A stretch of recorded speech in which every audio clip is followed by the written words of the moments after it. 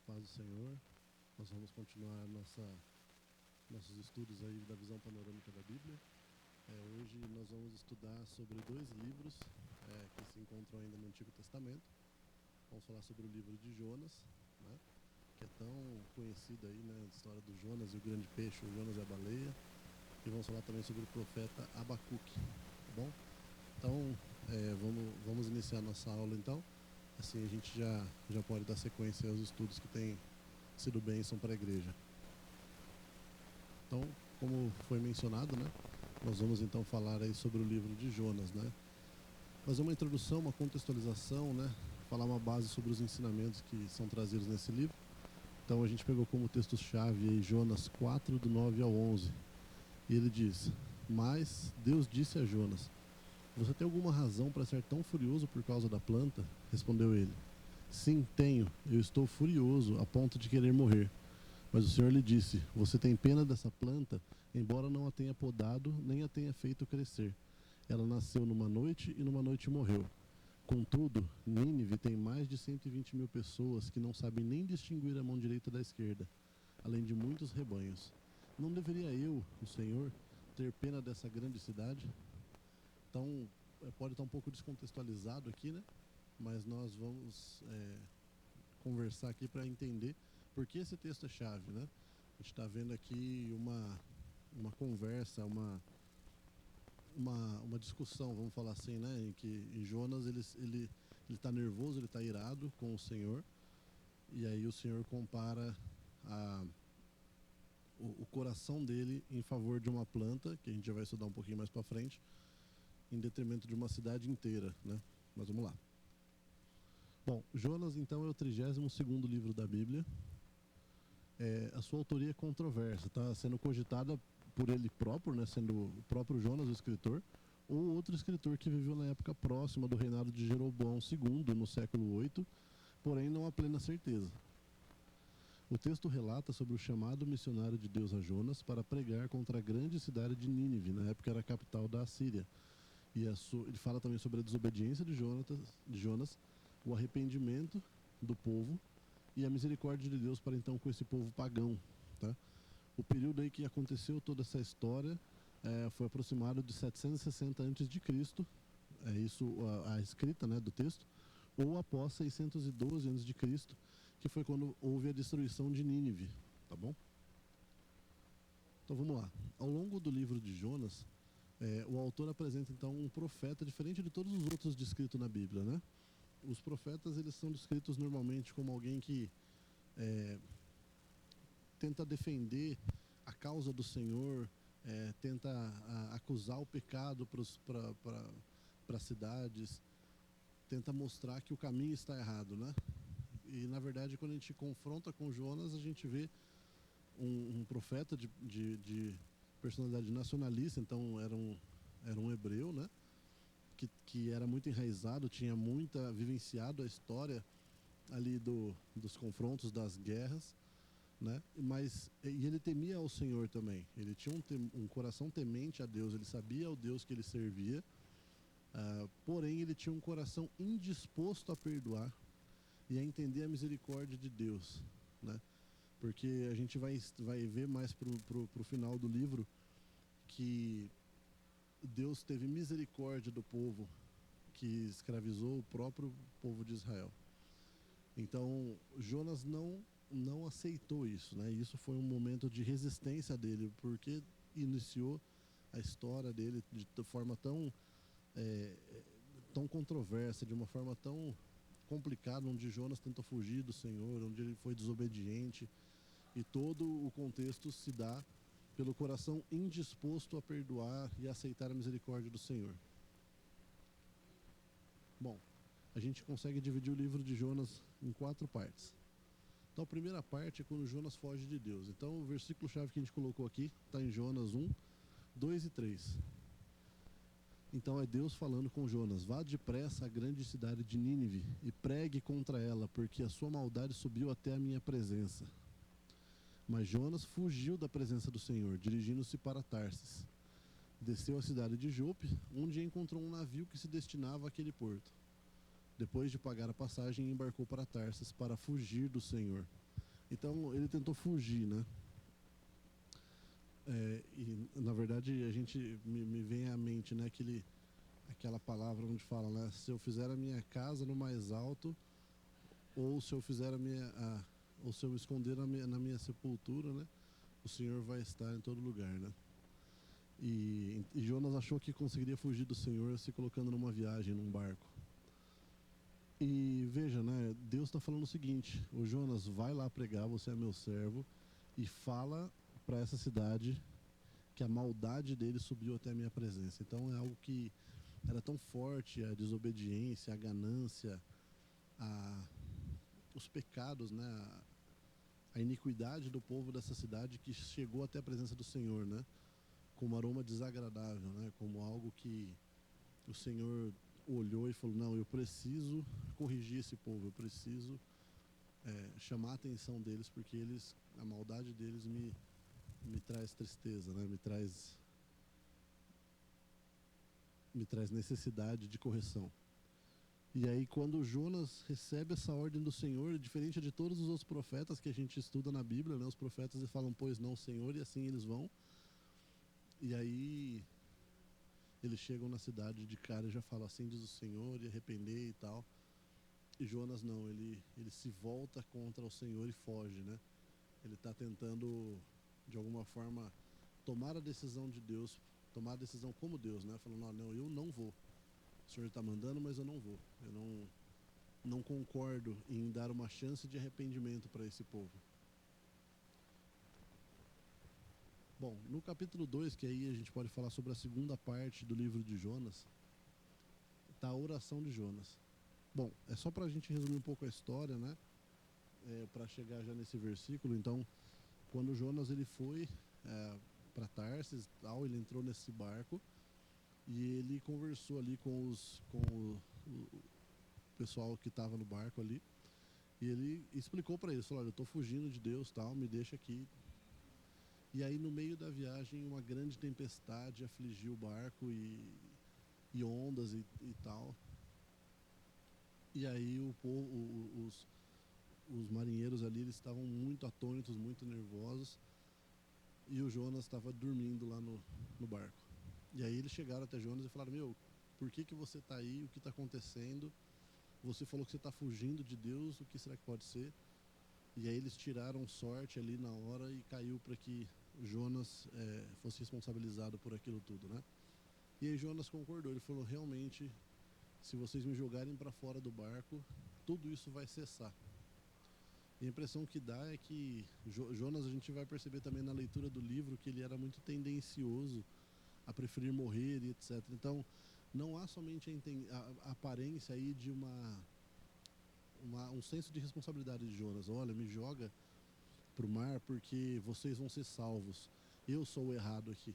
Talvez dê essa primeira impressão para a gente, mas se a gente olhar com um olhar um pouco diferente, a gente pode entender também que Jonas está falando o seguinte: meu, se eu cair aqui nesse mar e eu morrer, tá tudo certo, porque eu não vou fazer o que Deus me pediu para fazer, que é dar uma chance de arrependimento para um povo iníquo, né? Já que Jonas julgava não ser justo um povo iníquo ou que aterrorizava o povo de Israel ter uma chance de arrependimento perante o Senhor. E aí, enfim, eles relutaram um pouco porque eles temiam a Deus. Eles falaram: não posso jogar esse profeta na água, porque se ele morrer a gente vai ser cobrado do sangue dele.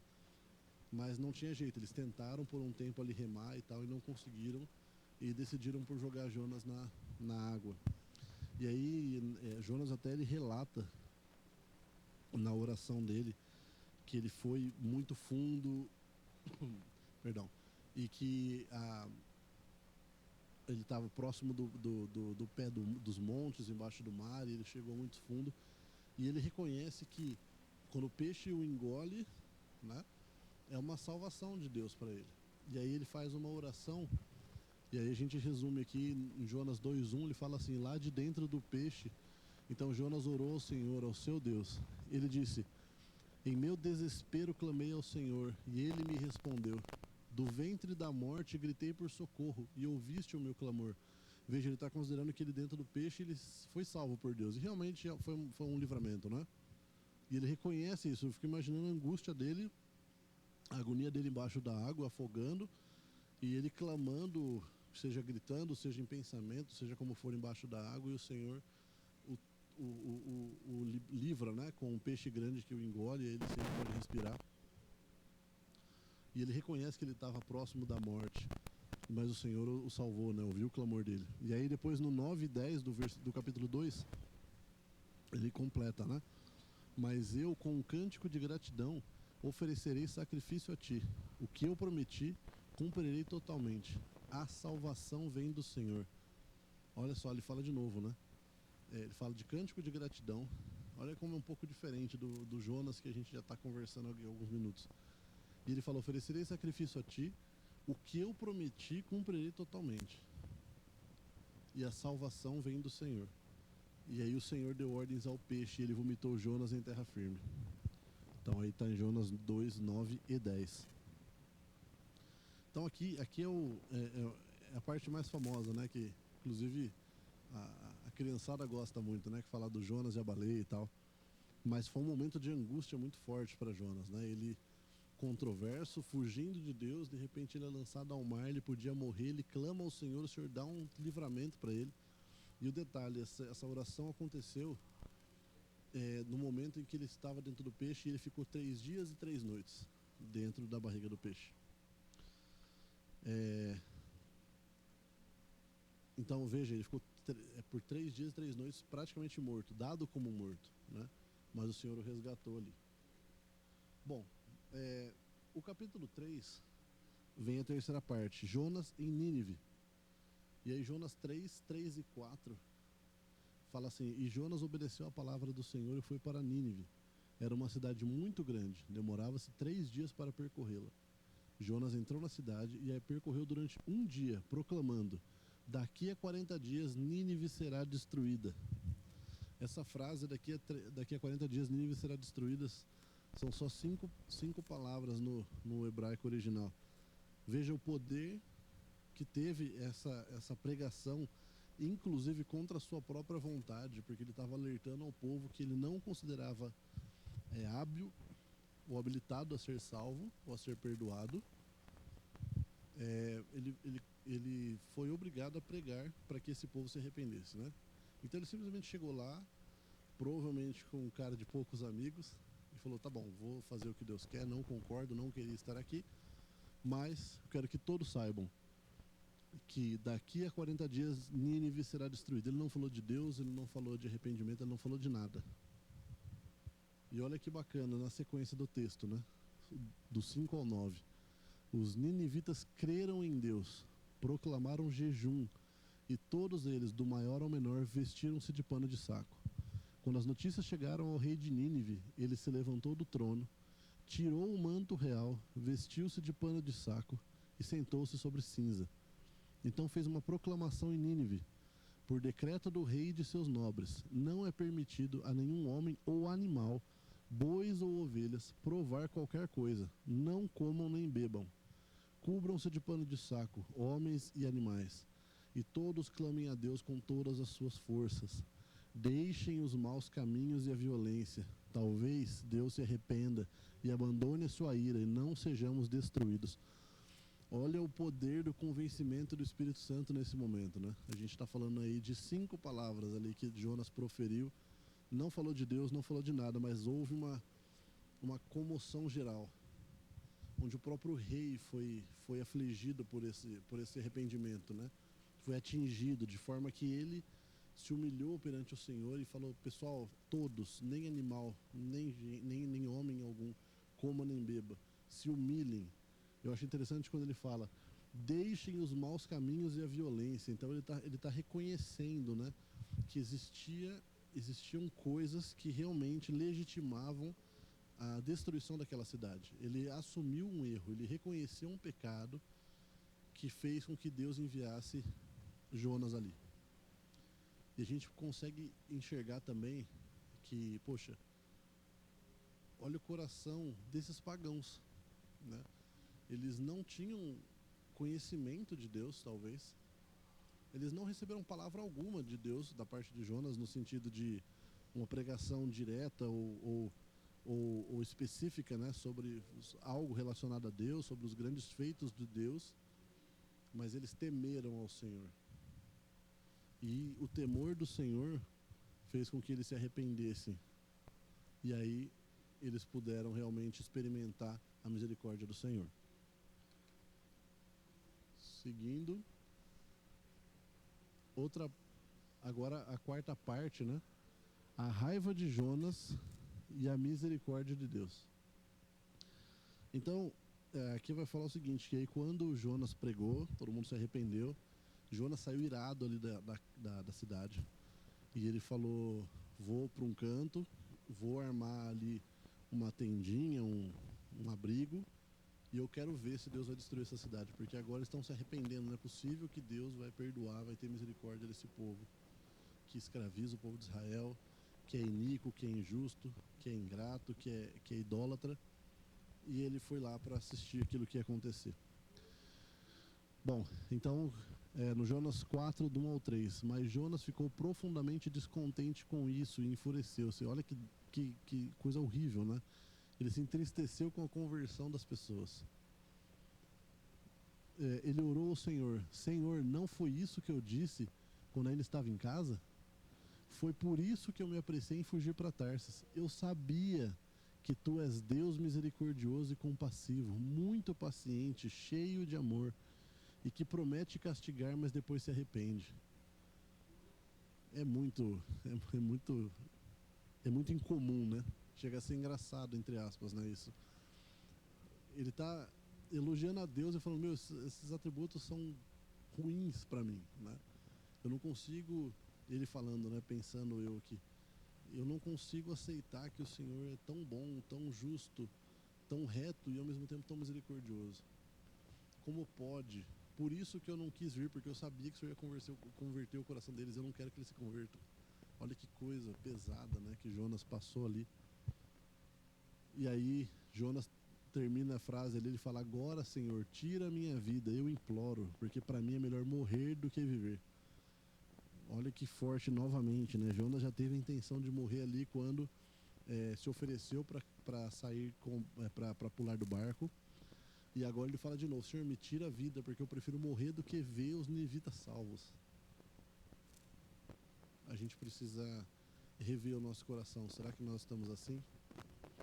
A gente está preocupado só com o nosso umbigo e de repente a gente não quer que os nossos inimigos se convertam? Ou até mesmo aquela pessoa distante que a gente não vai muito, não bate muito e a gente fala assim, meu, esse cara, a gente sabe do histórico dele, sabe do passado dele e não é justo agora Deus abençoar a vida dele. Será que às vezes não passa isso na nossa cabeça? Será que o Jonas é tão diferente da gente assim? E aí Jonas 4, do 5 ao 7, Jonas saiu e sentou-se num lugar a leste da cidade. Ali construiu para si um abrigo, sentou-se à sua sombra e esperou para ver o que aconteceria com a cidade. Então, agora faz um pouco mais de sentido aquilo que a gente leu no começo, tá? Então o Senhor Deus fez crescer uma planta sobre Jonas para dar sombra à sua cabeça e livrá-lo do calor. E Jonas ficou muito alegre. Olha lá, Jonas feliz porque Deus tinha agradado ele, né? Feito algo para ele, somente. Mas na madrugada do dia seguinte, Deus mandou uma lagarta atacar a planta de modo que ela secou. Então, Deus deu esse alento para Jonas e, por algum motivo que a gente vai entender agora, Deus mandou a lagarta comer ali e acabar com esse prazer, entre aspas, momentâneo de Jonas. E aí voltamos ali um pouco ao nosso texto base para finalizar o livro de Jonas, né? Mas Deus disse a Jonas, você tem alguma razão para estar tão furioso por causa da planta? Vamos só recapitular. Quando Jonas viu que a planta cresceu e ele ficou muito feliz, e ele viu que Deus permitiu que a planta morresse, que a lagarta matasse a planta, ele ficou muito bravo. Falou de novo que ele preferia morrer, que ele ficou muito irado com Deus. E aí Deus dá esse chacoalhão nele. Falou, meu, você tem alguma razão para estar tão furioso por causa da planta? E aí Jonas rebate, ele fala, sim, eu tenho. Estou furioso a ponto de querer morrer de novo, né? Mas o Senhor lhe disse, você tem pena dessa planta, embora não a tenha podado nem a tenha feito crescer. Ela nasceu numa noite e numa noite morreu. Quer dizer, cara, você não tem o menor relacionamento com essa planta, ela não tem importância qualquer para você. E o fato dela ter morrido em um dia que você teve relacionamento com ela, você fica furioso dela ter morrido. E aí Deus continua, né? Contudo, Nínive tem mais de 120 mil pessoas que não sabem nem distinguir a mão direita da esquerda, além de muitos rebanhos. Não deveria eu, o Senhor, ter pena dessa grande cidade? E é engraçado porque o livro de Jonas termina assim. Ninguém sabe ao certo qual foi o posicionamento de Jonas com essa conversa com Deus. Como que se findou isso, se os ninivitas realmente se arrependeram, se Deus destruiu a cidade, se não destruiu, quando destruiu. Mas é um livro que foi escrito e eu creio que o Senhor fala ao nosso coração hoje para que a gente distingua como vai o nosso coração em relação àqueles que nos perseguem, em relação àqueles que nos enganam, aqueles que são os inimigos. Porque o Senhor está falando que tem misericórdia para todos. Quem somos nós para julgar se a misericórdia é só para nós? Que a misericórdia não é para o nosso inimigo. E para finalizar o livro de Jonas, existe um paralelo a ele. Vou abrir aqui no celular, que está fácil. Está lá em Mateus 12, a partir do 38. E aí então alguns dos fariseus e mestres da lei disseram para Jesus: Mestre, queremos ver um sinal miraculoso feito por ti. Ele respondeu: Uma geração perversa e adúltera pede um sinal miraculoso, mas nenhum sinal lhe será dado, exceto o sinal do profeta Jonas. Por isso, como Jonas esteve 3 dias e 3 noites no ventre de um grande peixe, assim o Filho do Homem ficará 3 dias e 3 noites no coração da terra. Os homens de Nínive se levantarão no juízo com esta geração e a condenarão, pois eles se arrependeram com a pregação de Jonas, e agora está aqui o que é maior do que Jonas. Então Jesus estava falando, olha, o que vai ter de mais miraculoso vai ser aquilo que aconteceu com Jonas e vai acontecer comigo, com Jesus falando, né? Ele morreu, ficou 3 dias e ressuscitou, né? Jesus. Jonas ficou 3 dias no ventre da baleia e foi vomitado em terra para cumprir o propósito do Senhor. E ele está falando, olha, aquele povo de Nínive que era adúltero, perverso, eles vão julgar vocês, porque eles se arrependeram com a palavra de Jonas. E agora tem alguém aqui, Jesus falando, né? Parafraseando Jesus, que é maior do que Jonas e ainda assim vocês não estão respeitando, honrando, obedecendo e ouvindo. Então a gente pode finalizar o livro de Jonas com uma reflexão. Onde está o nosso coração em relação àqueles que nos perseguem? Jesus fala, ame aqueles que os perseguem, ore por aqueles que vos perseguem. Então, fica essa lição pra gente do livro de Jonas, né? E aí vamos dar sequência então à nossa aula de hoje. Mais um livro aí de Abacuque.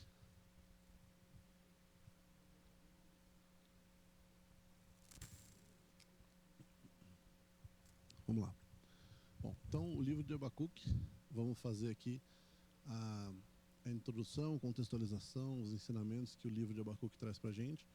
É um livro de apenas 3 capítulos. E a gente vai tirar o texto-chave aqui de Abacuque 1:13.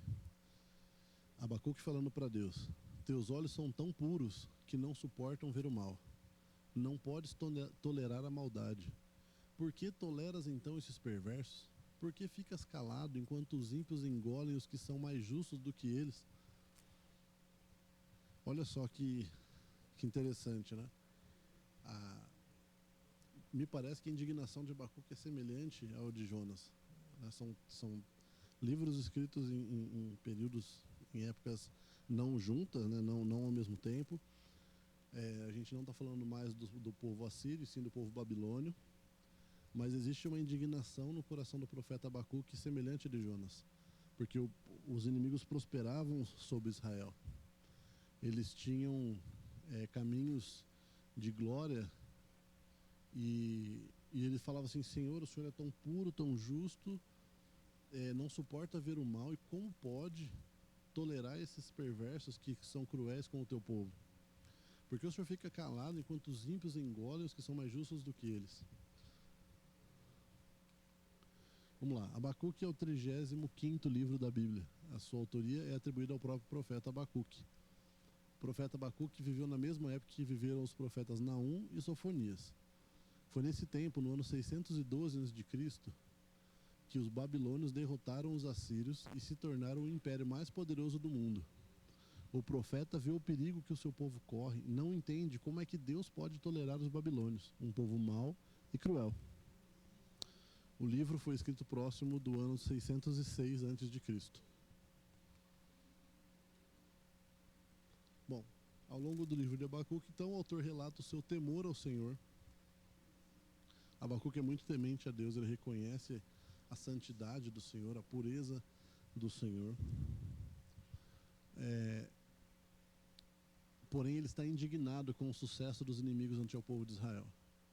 O Senhor o responde, então, com essa indignação, o Senhor vai responder para Abacuque, falando que os babilônios vão ser destruídos. E então Abacuque louva ao Senhor, demonstrando sua fé. Então é isso que a gente vai encontrar aqui no livro de Abacuque. Bom, o livro ele pode ser dividido em 3 partes.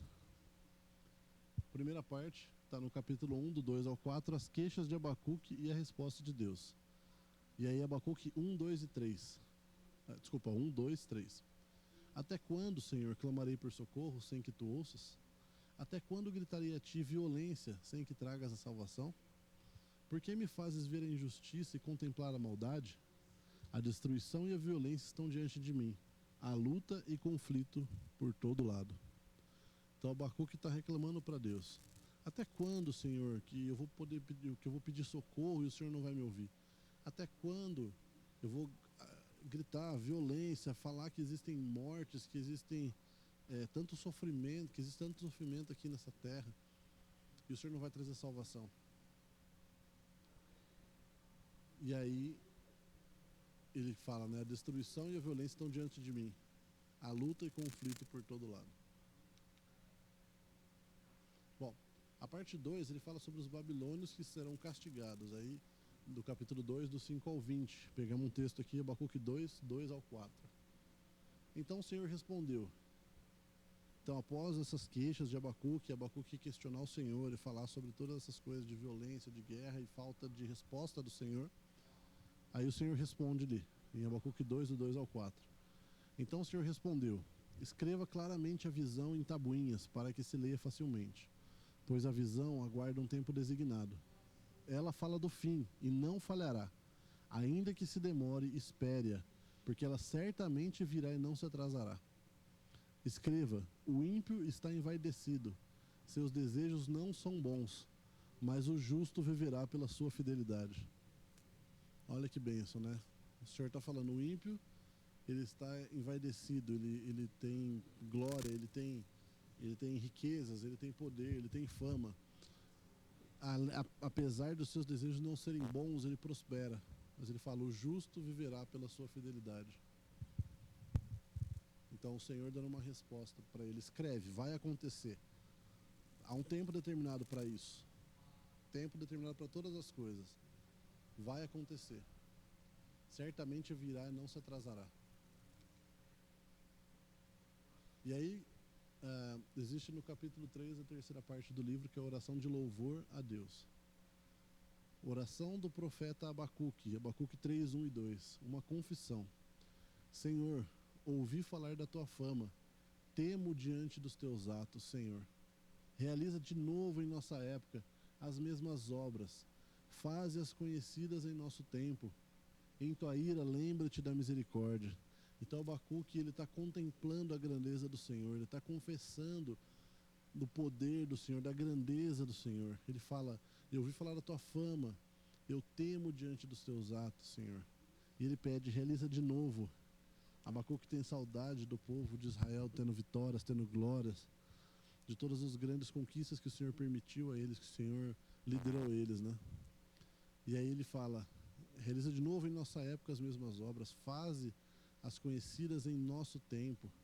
Em tua ira, lembra-te da misericórdia. Então, apesar de nós, apesar das nossas falhas, Senhor, lembra da tua misericórdia para conosco. E aí, para a gente encerrar o livro de Abacuque, né, e encaminhar a nossa conclusão da aula de hoje, existe um texto em Abacuque 3, do 17 ao 19. Eu particularmente sou apaixonado por esse cântico de Abacuque, nessa oração que ele faz, porque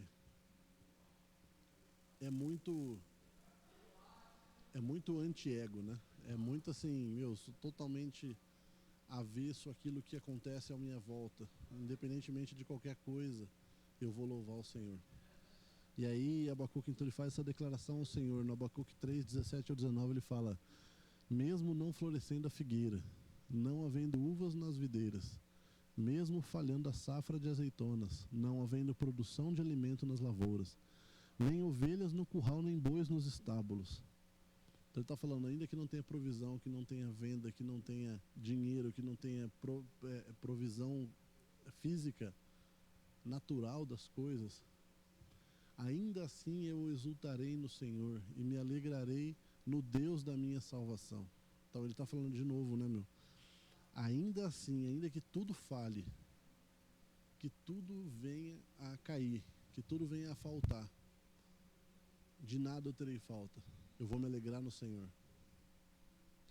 Aí me lembro de Salmos, né? O Senhor é meu pastor, de nada terei falta. Não faltará. E ele está falando aqui a mesma coisa. Se o Senhor está no meio do negócio, se o Senhor é o meu pastor, se Ele cuida de mim, ainda que não haja flores na figueira, ainda que não haja frutas na videira, ainda que não haja azeitona, ainda que não haja alimento nas lavouras, nem ovelhas no curral, nem boi nos estábulos, ainda assim eu exultarei no Senhor e me alegrarei no Deus da minha salvação. O Senhor soberano é a minha força, Ele faz os meus pés como os do servo. Então ele reconhece que, apesar da inquietude do seu coração, no começo do livro, quando ele falava: olha, Senhor, até quando eu vou ver violência, o Senhor não vai responder, até quando eu vou clamar a Ti, o Senhor não vai me dar uma direção, até quando nós vamos ver o nosso povo sofrer e o Senhor não vai atuar. E aí quando o Senhor fala: olha, eu vou resolver, eu vou agir, mas existe um tempo para tudo isso. Ainda que esse tempo pareça demorar, ele não vai se tardar. Porque o Senhor é o Deus de todo o tempo. O Senhor tem o tempo para todas as coisas. O Senhor sabe o que é melhor para nós. E aí vem no coração de Abacuque uma gratidão, um senso de ser acolhido pelo Pai de uma forma tão grande, crendo na sua provisão, tanto natural quanto espiritual, que ele faz esse cântico maravilhoso. E ele reconhece no final: o Senhor soberano é a minha força. Que essa seja a nossa declaração hoje. Que o Senhor seja a nossa força. Fazendo um paralelo aí dos dois livros que a gente conversou, né? Nos dois textos a gente vê um profeta indignado com o povo prosperando. E a gente vê que em Jonas o povo recebe uma segunda chance, mas quem está errado é o profeta. O profeta não aceita que o povo tenha uma segunda chance. Já no livro de Abacuque, o Senhor promete que o povo, que o inimigo vai ser destruído. E isso gera contentamento, alegria no coração do profeta, que se alegra no Senhor. Então tenhamos um coração esperançoso como Abacuque, sabendo que ainda que ele pareça longe, distante a salvação, há esperança. Há um Deus que é maior do que todas as coisas. Há um Criador dos céus e da terra que é soberano, que é a nossa força, que cuida do nosso coração, que cuida das nossas necessidades. E que nós não tenhamos um coração como o de Jonas em relação aos nossos inimigos. Que nós tenhamos um coração generoso, amoroso e misericordioso, porque o Senhor é passivo, longânimo e tardio em irar-se. Nós temos que aprender que o Senhor está no controle de todas as coisas e que, ainda que seja contra a nossa vontade, a vontade do Senhor é a melhor para nós. Então, convido você a gente orar, entregar nas mãos do Senhor essa palavra, para que o nosso coração realmente absorva tudo aquilo que foi falado, aquilo que o Senhor nos direcionou a conversar nesse tempo, e que a palavra dele realmente possa fazer diferença na nossa vida. Senhor, nós te agradecemos, Pai, por essa oportunidade, esse tempo, Senhor, de conversarmos sobre as tuas coisas, Senhor, sobre a tua palavra, sobre esses livros tão abençoados que tivemos oportunidade hoje de conhecer mais. Pai, que em nome de Jesus nosso coração não seja duro como o coração de Jonas em relação aos nossos inimigos, em relação àqueles que nos perseguem.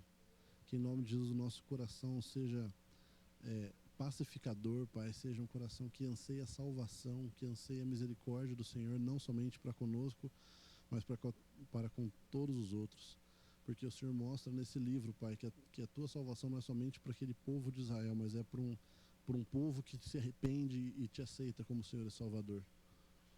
Por favor, Pai, dá-nos um coração disposto a te obedecer, Pai. Ajuda-nos a não sermos rebeldes como foi Jonas. Ajuda-nos, Senhor, a ter um coração quebrantado como ele teve na barriga do peixe. E que possamos ter o coração disposto a te obedecer e ouvidos sensíveis à tua voz. Que também o nosso coração possa confiar nas tuas promessas, assim como Abacuque confiou na tua palavra. Que nós tenhamos intrepidez e ousadia para falar das tuas coisas, Senhor, para escrever, para divulgar a tua palavra, para divulgar aquilo que o Senhor tem falado ao nosso coração. E que nós possamos aprender também, Pai, que todas as coisas têm o tempo determinado, que a nossa provisão, o nosso contentamento, o nosso dia a dia está nas tuas mãos, e que ainda que as coisas falhem, ainda que as coisas não fluam, ainda que falte fisicamente, naturalmente, coisas que nós achamos que faltam, nós possamos nos alegrar do Senhor, porque é do Senhor que vem todas as coisas, Pai. Nós te louvamos e te agradecemos por esse tempo, Pai. Recebe a nossa vida e nossa adoração. Te louvamos em nome de Jesus. Amém.